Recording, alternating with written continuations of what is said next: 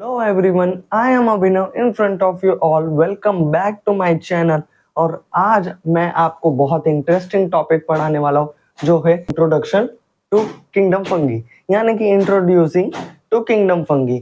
आज हम kingdom fungi के बारे में डिटेल में जानेंगे, इंट्रोड्यूस करेंगे, बेसिक से एडवांस तक जाएंगे।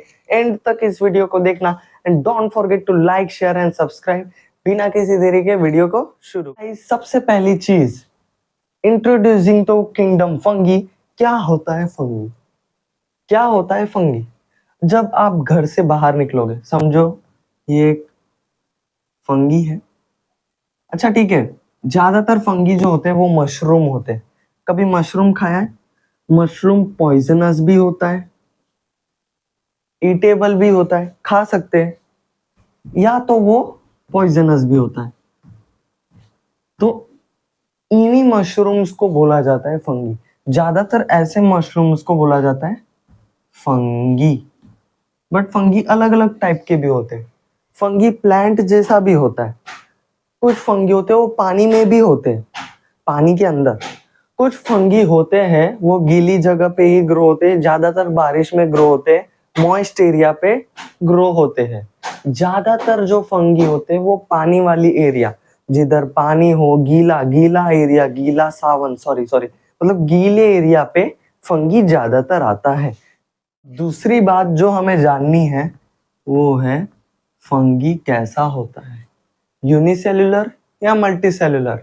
Of course multicellular. आप सोचोगे भाई मल्टीसेल्युलर तो प्लांट भी है। प्लांट तो ऑटोट्रोपिक न्यूट्रिशन करता है, यानी कि फंगी भी ऑटोट्रोपिक न्यूट्रिशन करता होगा? तो नहीं, ऐसा नहीं है। जो प्लांट होता है वो ऑटोट्रोपिक न्यूट्रिशन करता होगा, पर फंगी ऑटोट्रोपिक न्यूट्रिशन नहीं करता है। फंगी जो होता है वो है हेटेरोट्रोपिक। क्या है हेटेरोट्रोपिक? फंगी जो है वो हेटेरोट्रोपिक है, हेटेरोट्रोपिक न्यूट्रिशन करता है। हेटेरोट्रोपिक न्यूट्रिशन में वो करता है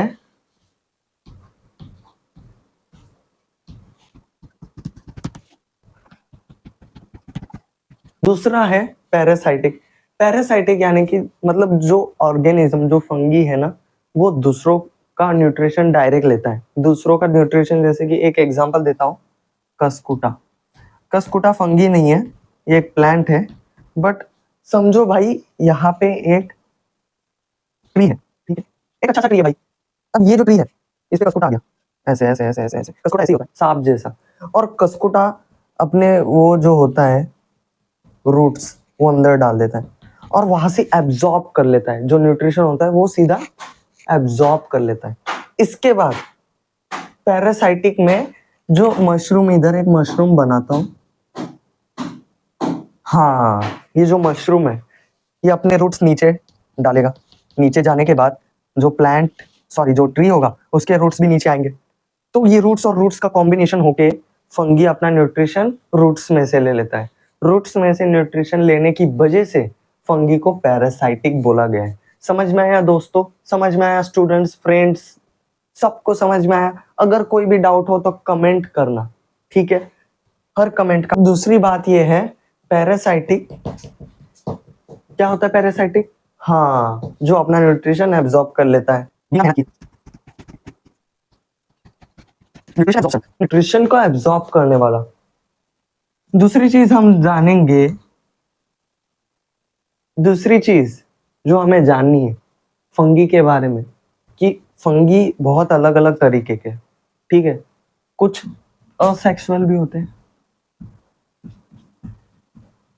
और कुछ सेक्सुअल भी होते हैं। ऐसे जो असेक्सुअल रिप्रोडक्शन करते हैं और ऐसे जो सेक्सुअल रिप्रोडक्शन करते हैं, इन दोनों में डिफरेंस ये है कि ये जो रिप्रोडक्शन करते हैं, ठीक है, इसमें स्पोर्स स्पोर्स स्पोर्स से होता है। और सेक्सुअल रिप्रोडक्शन ये होता है किससे? किससे होता होगा? प्लाज्मोगैमी।